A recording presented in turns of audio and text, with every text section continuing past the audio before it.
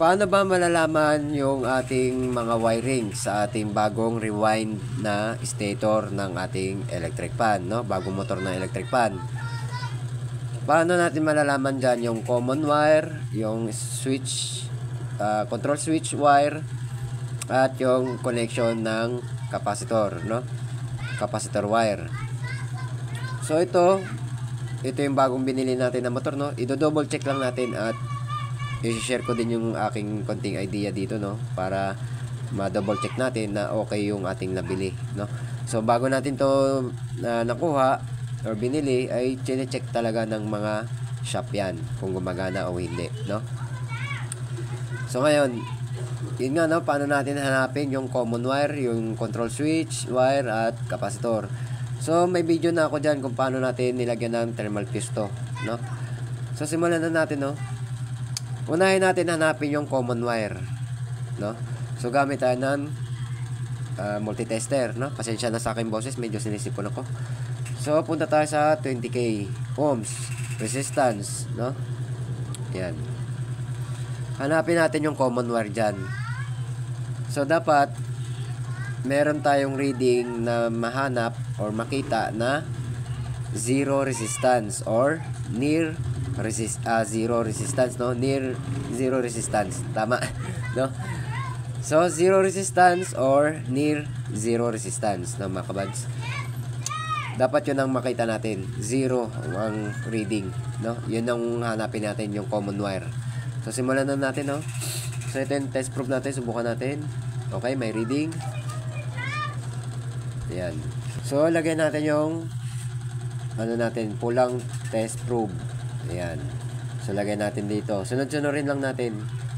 Dapat may mahanap tayong zero resistance. So yan ay 1.01. No, hindi. So hindi. 0.51, 0.38, 0.44, no,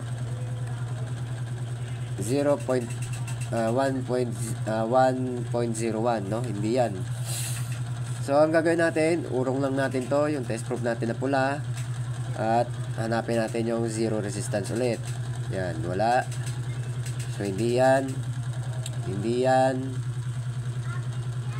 So ito yon, mga kabads, no, zero resistance. Yan yung reading natin. Ito yung hinahanap natin. Ito yung ating common wire, no. Lagyan natin yan, common wire.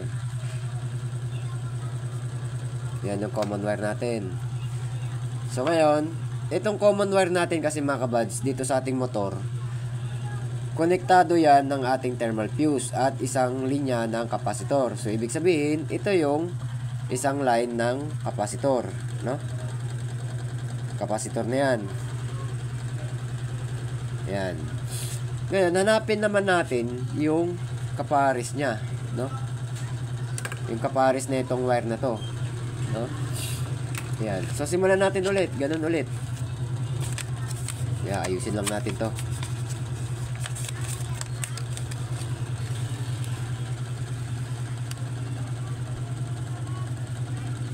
So yan.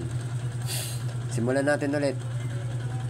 Dito, hanap tayo ng ano, pinakamataas na resistance niya, no? Pinakamataas.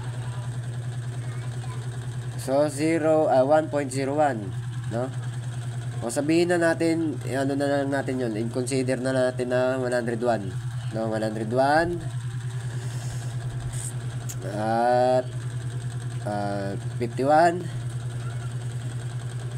39, wait lang, 39, 45, so hindi yan. So yan, so pareha sila ng reading dito, no? Ayun, no? So ibig sabihin, ito na yung pares nya, no? Line ng ating capacitor. Yan na sila, capacitor din yan. Dalawa kasi yung connection dyan, no? Capacitor.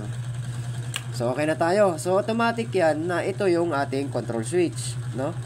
Control switch na yung tatlo na yan. So hanapin natin dyan yung number 1, number 2, number 3, no? So dito tayo sa capacitor. Yung test probe natin, lagay natin dito, no? So may diagram, tawag dyan, diagram Hindi na ako gumawa nun kasi ang hirap ang hirap explain. So dito na tayo, ang habol lang naman natin dito ay ma-check natin, ma-double check natin sila, no? So yan, dito tayo, hanap tayo ng pinakamababang resistance. So pag mababa ang resistance, ibig sabihin number 3, no? So simulan natin dito. Okay, meron tayong 50. No, sulat natin dyan, 50.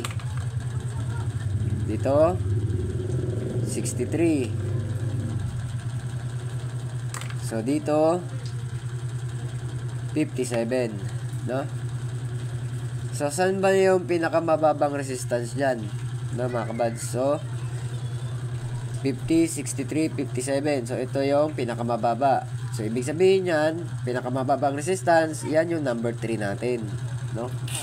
Mababa yung resistance yan, mga kabads, kasi yung ating number 3 ay malapit sa common wire, no? Kaya maliit lang yung kanyang resistance, no? Malapit lang siya.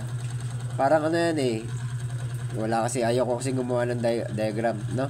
Ganyan yan, no? Dito yung fuse, kunyari fuse, ayan, diretso, andito yan, no? Andito yan, number 3 na yan. So yan, so ngayon, saan yung number 1 dyan? Yung pinakamataas naman, no? Pinakamataas na resistance. So ito na yun, ito na yung pinakamataas. So ito yung number 1, no? So automatic na rin yan na ito na yung number 2, pinakagitna, number 2, yan. Mataas yung resistance nya kasi pahaba ng pahaba yung ating windings, pataas din ng pataas yung resistance, no? Kung hindi ako nagkakamali. So dito pala sa ating common wire, no? Sabi ko kanina, nakakonect yan sa ating thermal fuse, no? At sa running windings at sa kanyang capacitor, no? So sana hindi kayo nalilito or na nyo, no?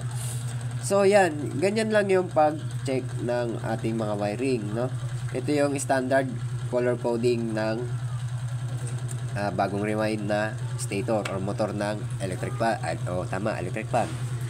So pag bumili kayo, hindi na kayo malilito dyan dahil alam nyo na kung ano yung standard color coding, no? Green, black, white, red, dalawang yellow. So pag dalawang yellow, capacitor na yan.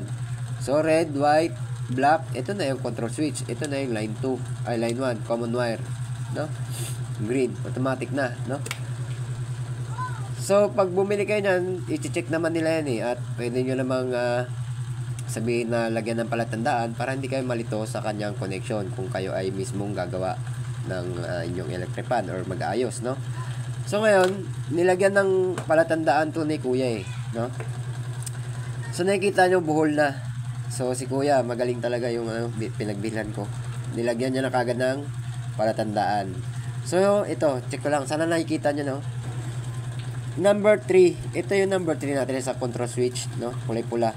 Ay, no, may tatlong palatandaan siyang nilagay. Ayun, buhol. 1, 2, 3. No? Tatlong palatandaan niya.